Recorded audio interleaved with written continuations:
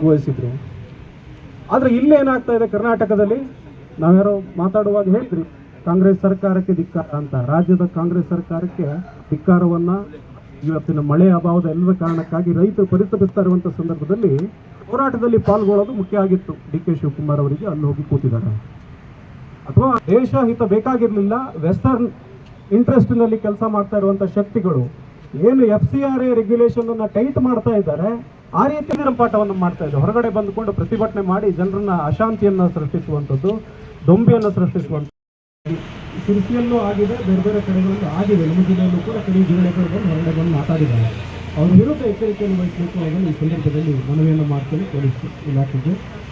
ಹಾಗೆಯೇ ಅದನ್ನು ನಾವು ಟಾಲರೇಟ್ ಮಾಡೋದಿಲ್ಲ. ಯಾವುದೇ ನಾಯಕರ ಬಗ್ಗೆ ಅವಹೇಳನಕಾರಿಯಾಗಿ ಅವರ ಘನತೆಗೆ ಗೌರವಕ್ಕೆ ಚ್ಯುತಿ ಬರುವಂಥ ರೀತಿಯಲ್ಲಿ ಮಾತಾಡಿದರೆ ಇದನ್ನು ನಾವು ಯಾವುದೇ ಕಾರಣಕ್ಕೂ ಸಹಿಸೋದಿಲ್ಲ ಅನ್ನೋದನ್ನು ಈ ಸಂದರ್ಭದಲ್ಲಿ ನಾನು ಹೇಳಲಿಕ್ಕೆ ಬಯಸ್ತೇನೆ.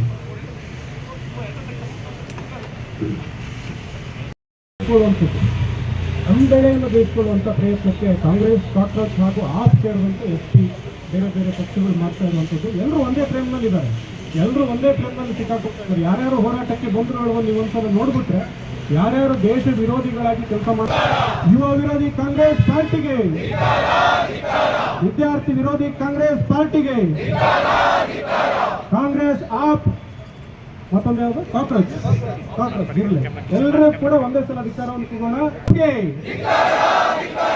ಕಾಂಗ್ರೆಸ್ ಕಾಕ್ರೋಚ್ ಆಪ್ಗೆ ಧಿಕ್ಕಾರ ಧಿಕ್ಕಾರ.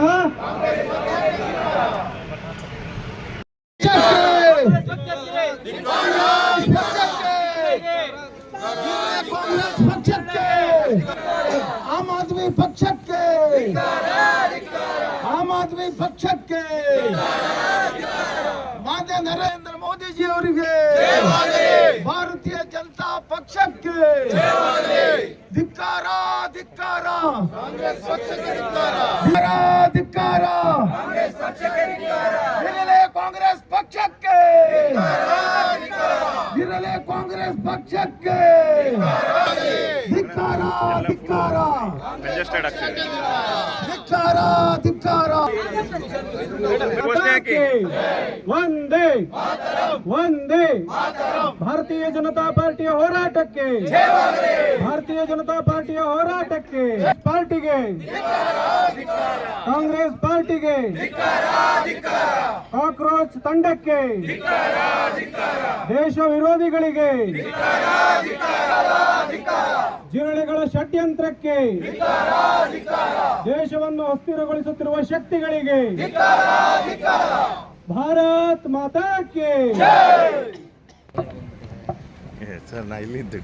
ಶಾಹೀನ್ ಬಾಗ್ನಲ್ಲಿ CAA ನಂತರದ ಪ್ರತಿಭಟನೆಯಲ್ಲಿ ಏನಾಯಿತು ಹಾಗೂ ರೈತ ಹೋರಾಟದ ಭಾರತೀಯ ಜನತಾ ಪಕ್ಷದ ಉತ್ತರ ಕನ್ನಡದ ಘಟಕದಿಂದ ಇವತ್ತು ಈ ಕಾಕ್ರೋಚುಗಳು ಏನು ಜಂತರ್ ಮಂತರದಲ್ಲಿ ಅಪದ್ದಾಪವನ್ನ ಎಸಗುತ್ತಾ ಇದ್ದಾವೆ, ರಾಷ್ಟ್ರ ವಿದ್ರೋಹಿ ಕೆಲಸಗಳಲ್ಲಿ ತೊಡಗ್ತಾ ಇದ್ದಾವೆ, ಅವುಗಳ ವಿರುದ್ಧ ಒಂದು ಪ್ರತಿಭಟನೆಯನ್ನ ಬಹಳ ಯಶಸ್ವಿಯಾಗಿ ಇಲ್ಲಿ ಹಮ್ಮಿಕೊಂಡಿದ್ದೇವೆ.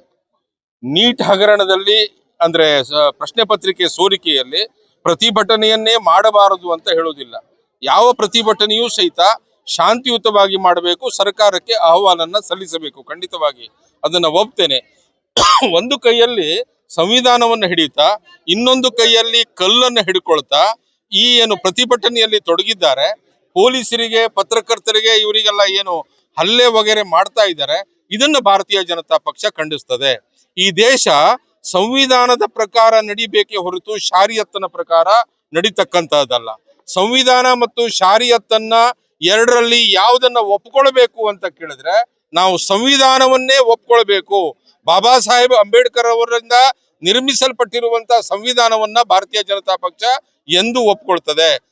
ಪಾರ್ಲಿಮೆಂಟ್ ಅನ್ನ ಚೂರು ಮಾಡ್ತೀವಿ, ಪ್ರಧಾನಮಂತ್ರಿ ರಾಜೀನಾಮೆ ಕೊಡಬೇಕು, ಅಮಿತ್ ಶಾ ಅವರು ರಾಜೀನಾಮೆ ಕೊಡಬೇಕು, ಹೀಗೆ ಇಲ್ಲ ಸಲ್ಲದ ನೀಟಿನ ಹಗರಣದ ಏನು ಪ್ರತಿಭಟನೆ ಇವತ್ತು ಆರ್ಟಿಕಲ್ 370 ವಿರೋಧಿಸುವುದು, ಅಂದ್ರೆ ಅದರ ಪುನಃ ತರಬೇಕು ಅಂತ ಹೇಳಿ, ಮತ್ತೆ ಕಾಶ್ಮೀರಕ್ಕೆ ಸ್ವಾಯತ್ತತೆಯನ್ನು ಕೊಡಬೇಕಂತ ಹೇಳುವುದು, ಅಥವಾ ಇನ್ನಿತರ ಘೋಷಣೆಗಳನ್ನ ಕೂಗುವಂತದ್ದು, ರಾಮನ ವಿರುದ್ಧ ಮಾತನಾಡ್ತಕ್ಕಂಥದ್ದು, ಹೀಗೆ ಹಿಂದೂ ವಿರೋಧಿ, ಭಾರತ ವಿರೋಧಿ ಪ್ರತಿಭಟನೆ ಆಗ್ತಾ ಇದೆ.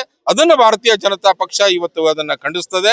ನಮ್ಮ ಪಕ್ಷದ ನೇತೃತ್ವದಲ್ಲಿ ಇವತ್ತು ನಮ್ಮ ಶಾಸಕರಾಗಿರುವಂತಹ ದಿನಕರ್ ಶೆಟ್ಟರ್ ಅವರು ಮತ್ತು ಇನ್ನಿತರ ಹಿರಿಯರ ನೇತೃತ್ವದಲ್ಲಿ ಇವತ್ತು ಯಶಸ್ವಿಯಾಗಿ ಈ ಪ್ರತಿಭಟನೆಯನ್ನ ನಾವು ಇಲ್ಲಿ ಮಾಡಿದ್ದೇವೆ. ಉತ್ತರ ಕನ್ನಡ ಜಿಲ್ಲಾ ಭಾರತೀಯ ಜನತಾ ಪಾರ್ಟಿ ಏನು ನೀಟ್ ವಿಷಯದಲ್ಲಿ ಜಂತರ್ ಮಂತರದಲ್ಲಿ ನಡೆದಂಥ ಒಂದು ದುರ್ಘಟನೆಯ ವಿರುದ್ಧವಾಗಿ ಮತ್ತು ಸಂವಿಧಾನದ ಮೇಲೆ ವಿಶ್ವಾಸವನ್ನ ಇಟ್ಟಂತ ಪಕ್ಷ ಭಾರತೀಯ ಜನತಾ ಪಾರ್ಟಿ. ಹೀಗಾಗಿ ಇವತ್ತು ನಾವು ನಮ್ಮ ಜಿಲ್ಲೆಯಿಂದ ಈ ಒಂದು ಹೋರಾಟವನ್ನ ಮಾಡ್ತಾ ಇದ್ದೇವೆ. ನೀಟ್ ರಿಸಲ್ಟ್ ಬಂದಂತ ಸಂದರ್ಭದಲ್ಲಿ ರಾಹುಲ್ ಗಾಂಧಿ ಅವರು ಅದರ ವಿರುದ್ಧ ಪ್ರತಿಭಟನೆಯನ್ನ ಮಾಡಬಹುದಿತ್ತು. ಆ ಪ್ರತಿಭಟನೆಯನ್ನ ಆವಾಗ ಮಾಡದೆ ಈಗ ಅಂದ್ರೆ ಆ ಸಂದರ್ಭದಲ್ಲಿ ಅವರು ವಿದೇಶಕ್ಕೆ ಹೋಗಿದ್ರು ಎನ್ನುವಂತ ವಿಷಯವನ್ನ ನಾನು ತಿಳ್ಕೊಂಡಿದ್ದೆ. ಈಗಾದರೂ ಸಹ ಕಾಂಗ್ರೆಸ್ ಪಕ್ಷ ಏಕಾಂಗಿಯಾಗಿ ಹೋರಾಟ ಮಾಡ್ತಾ ಇಲ್ಲ. ಜಿರ್ಲೆ ಪಕ್ಷ ಮತ್ತು ಕೇಜ್ರಿವಾಲ್ ಅವರ ಪಕ್ಷ ಬೇರೆ ಬೇರೆ ಪಕ್ಷಗಳ ಹೋರಾಟದಲ್ಲಿ ತಾವು ಮುಂಚೂಣಿಯಲ್ಲಿ ಇರಬೇಕು ಎನ್ನುವಂತ ಒಂದು ನಿಟ್ಟಿನಲ್ಲಿ ಅವರು ಹೋರಾಟವನ್ನ ಮಾಡ್ತಾ ಇದ್ದಾರೆ. ಈಗಾಗಲೇ ಸನ್ಮಾನ್ಯ ಮೋದಿ ಅವರು ಒಂದು ಮಾತನ್ನು ಹೇಳಿದ್ದಾರೆ, ಎಂಥ ಸಂದರ್ಭದಲ್ಲೂ ನಾವು ಯುವಕರ ವಿರುದ್ಧ ಯಾವುದೇ ಕೆಲಸಗಳನ್ನು ಮಾಡೋದಿಲ್ಲ, ಯುವಕರ ಪರವಾಗಿ ನಿಲ್ತೇವೆ ಮತ್ತು ನೀಟ್ ಪರೀಕ್ಷೆಯಲ್ಲಿ ಆದಂತ ಒಂದು ಗೊಂದಲವನ್ನ ಸರಿಪಡಿಸುವುದ್ರ ಬಗ್ಗೆ ಒಂದು ಪ್ರಾಮಾಣಿಕವಾದಂತಹ ಪ್ರಯತ್ನ ತಾನು ಮಾಡ್ತೇನೆ ಅನ್ನುವಂತ ಮಾತನ್ನ ಹೇಳಿದಂತ ಈ ಒಂದು ಸಂದರ್ಭದಲ್ಲೂ ಸಹ ನಮ್ಮ ರಾಜ್ಯದಲ್ಲಿ ಕಾಂಗ್ರೆಸ್ ಪಕ್ಷದವರು ಆಡಳಿತವನ್ನ ಮಾಡದೆ ಈ ರೀತಿಯ ಕೆಟ್ಟ ಕೆಟ್ಟ ಹೋರಾಟಗಳನ್ನ ಮಾಡಿ ಜನರನ್ನ ಸಮಸ್ಯೆಗೆ ಸಿಲುಕಿಸುವಂತ ಕೆಲಸ ಕಾಂಗ್ರೆಸ್ ಪಕ್ಷವರು ಮಾಡುವುದನ್ನ ನಾನು ವೈಯಕ್ತಿಕವಾಗಿ ಮತ್ತು ಭಾರತೀಯ ಜನತಾ ಪಾರ್ಟಿ ಎಲ್ಲರೂ ಅದನ್ನ ವಿರೋಧಿಸ್ತೇವೆ ಅನ್ನುವಂತ ಮಾತನ್ನು ಹೇಳಿ ತಮ್ಗೆಲ್ಲರಿಗೂ ವಂದಿಸಿ ನನ್ನ ಮಾತನ್ನು ಮುಗಿಸ್ತೇನೆ. ನಮಸ್ಕಾರ.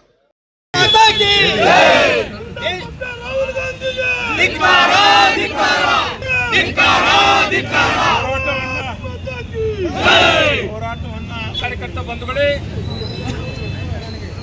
ಏನು ನೀಟಲ್ಲಿ ಪ್ರಶ್ನೆ ಪತ್ರಿಕೆ ಸೋರಿಕೆ ಆದಂತ ಸಂದರ್ಭದಲ್ಲಿ ನಿಜವಾದಂತ ನೀಟ್ ಓದಿದಂತ ವಿದ್ಯಾರ್ಥಿಗೆ ನೀಟವನ್ನ ರದ್ದು ಮಾಡಿ ಮತ್ತು ಮರುಪರೀಕ್ಷೆಗೆ ಆಗ್ರಹ ಮಾಡಿದ್ರು.